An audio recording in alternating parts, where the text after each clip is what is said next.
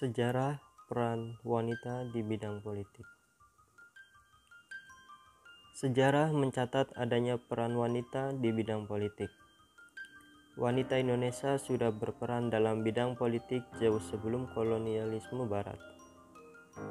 Nama-nama yang patut dicatat diantaranya adalah Ratu Sima, Sangra Wijaya, Dharma Prasada Tunggal Dewi, dan sederet lainnya yang merupakan nama-nama yang sangat dikenal di seluruh Indonesia.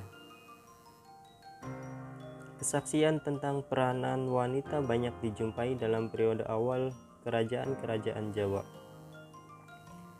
Salah satunya terdapat dalam kisah Wangsa Isyana dan keturunannya mendirikan kerajaan Singosari dari kerajaan Majapahit.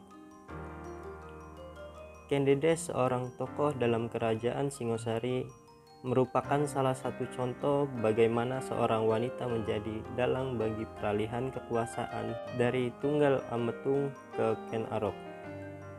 Kesetaraan gender antara kaum perempuan dan kaum laki-laki dalam perspektif sejarah sesungguhnya bukan hal baru.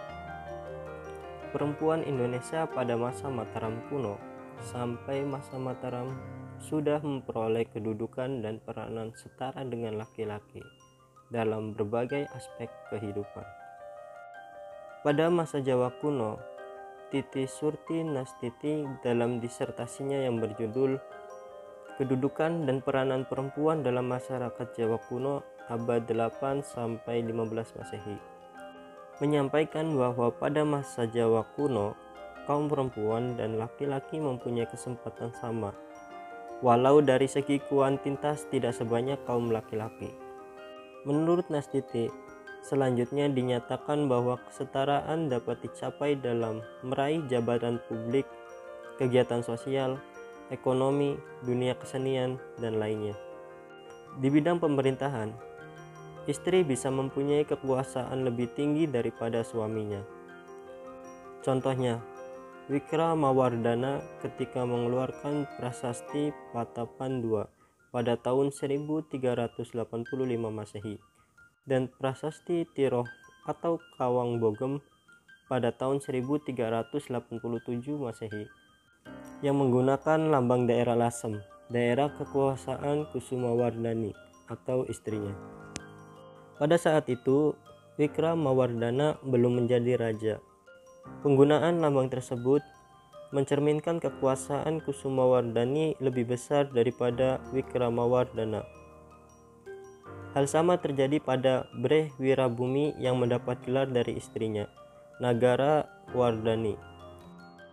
Breh Wirabumi sebelum menjabat sebagai penguasa Lasem, Nagara Wardhani menjadi penguasa daerah Wirabumi. Nastiti melakukan kajian berdasarkan data tekstual dan artefaktual. Data tekstual berupa prasasti dari masa Mataram kuno sampai masa Majapahit dalam bentuk teks sastra dan kumpulan teks tertua seperti Ramayana dari masa Rakaiwatukuru Balitung sampai teks sastra dan hukum dari masa Majapahit. Data artefaktual yang sezaman diantaranya menggunakan arca dan relief yang menempel pada candi-candi atau stupa. Kesetaraan kedudukan dan peranan antara perempuan dan laki-laki sejak masa Mataram kuno sampai masa Majapahit berakar pada budaya yang tidak membedakan hak waris di semua kalangan. Tidak ada perbedaan hak waris tersebut mempengaruhi konsep domestik dan publik sehingga laki-laki maupun perempuan dapat menjabat jabatan publik asalkan mengikuti ketentuan. Adapun aturan tertentu yang harus diikuti dalam hal ini, misalnya untuk menduduki posisi putra atau putri mahkota harus anak pertama dari permaisuri. Contohnya Sri Raja Sawardhani yang dalam prasasti Kancana atau yang disebut prasasti Gumurbe menyebutkan ia anak bungsu Hayam Wuruk. Dari kekawinan Nagara Tagama diketahui yang disebut sebagai Kusumawardhani adalah putri mahkota. Putra pertama Hayam Wuruk seperti disebutkan teks Pararaton adalah Breh Wirabumi. Karena bukan putri dari permaisuri, ia tidak dapat menjadi putra mahkota.